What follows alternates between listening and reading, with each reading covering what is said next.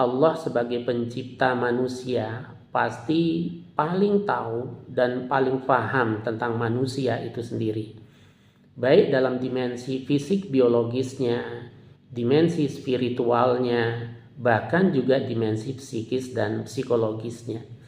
Maka tidak heran kemudian di dalam Al-Quran kita sering menemukan ayat-ayat Al-Quran yang berbicara tentang dimensi psikologis itu. Bahkan ada satu disertasi yang disusun oleh seorang dokter di Mesir.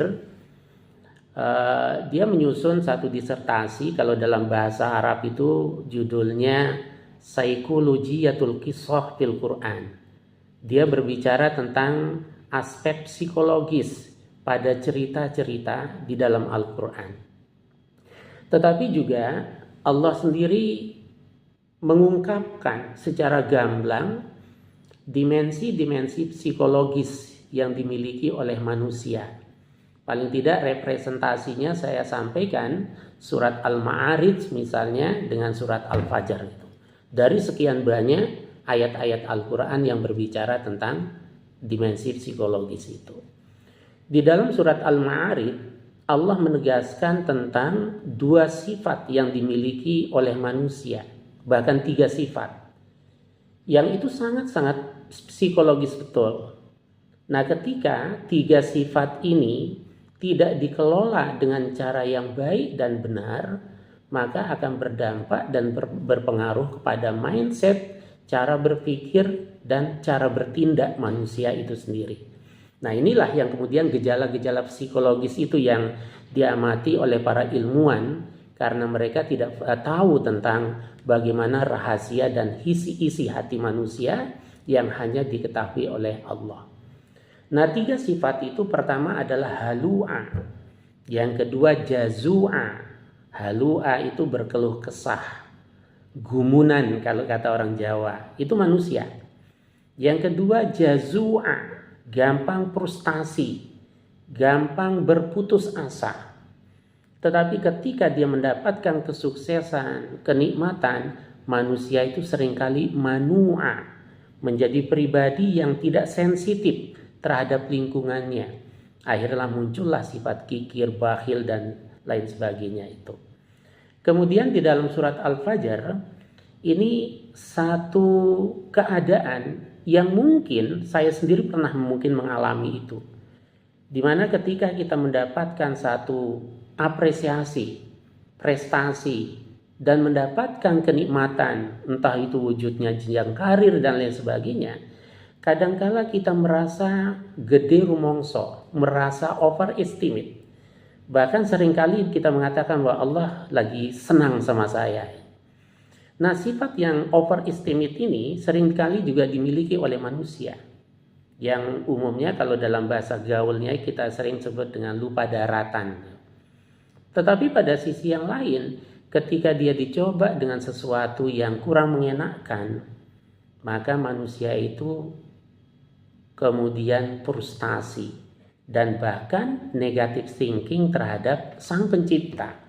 Jangankan sama manusia, sama pencipta pun juga manusia itu bisa suudzon karena pengalaman hidup yang pahit yang dirasakan.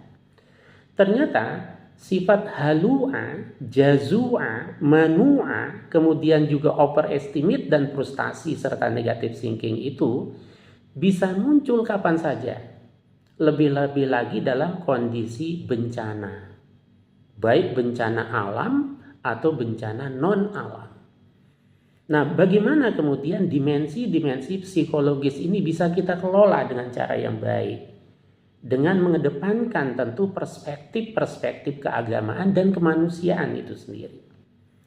Praktisnya yang ingin saya katakan sebagai pendahulu dari tema ini, ternyata kalau kita mengkaji persoalan yang bersifat psikologis, maka Al-Quran itu bagian dari referensi yang berbicara tentang dimensi psikologi manusia itu.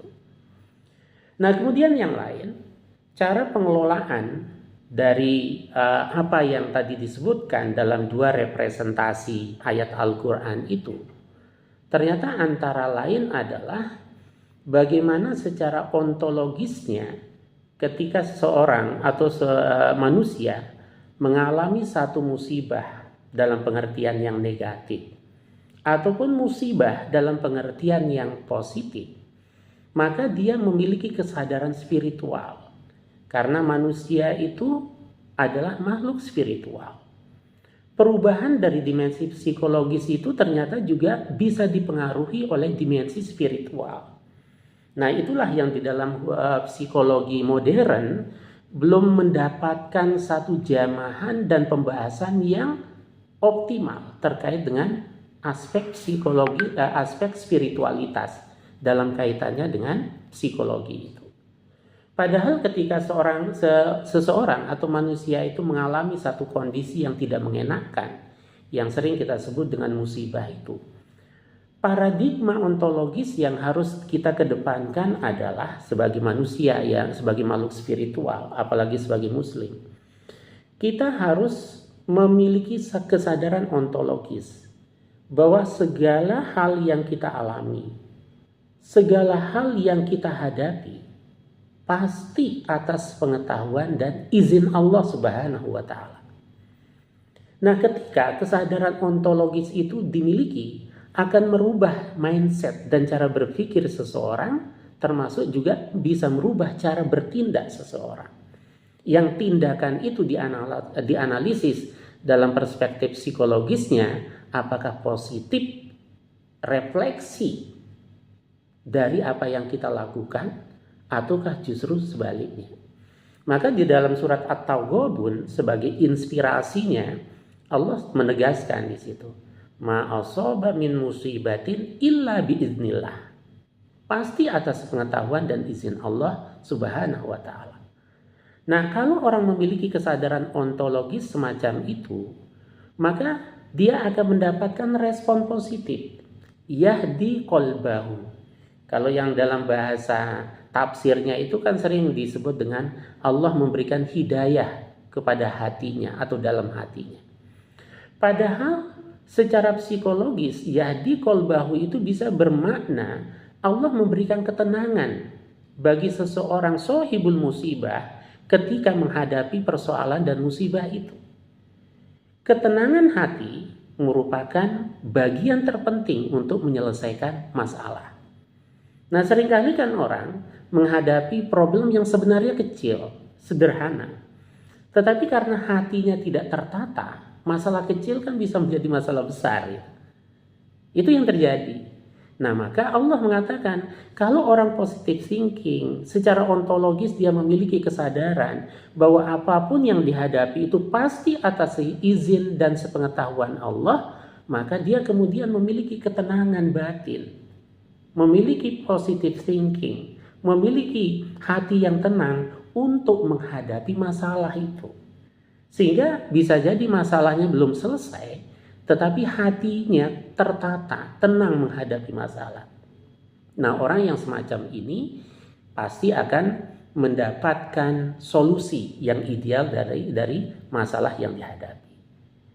Dalam perspektif psikologi, maka tentu ini ada kaitannya dengan qalbu, hati manusia. Di mana hati manusia itu memiliki satu peran yang sangat penting, baik secara psikologis maupun secara spiritual, untuk melahirkan satu persepsi dan tindakan-tindakan yang juga positif.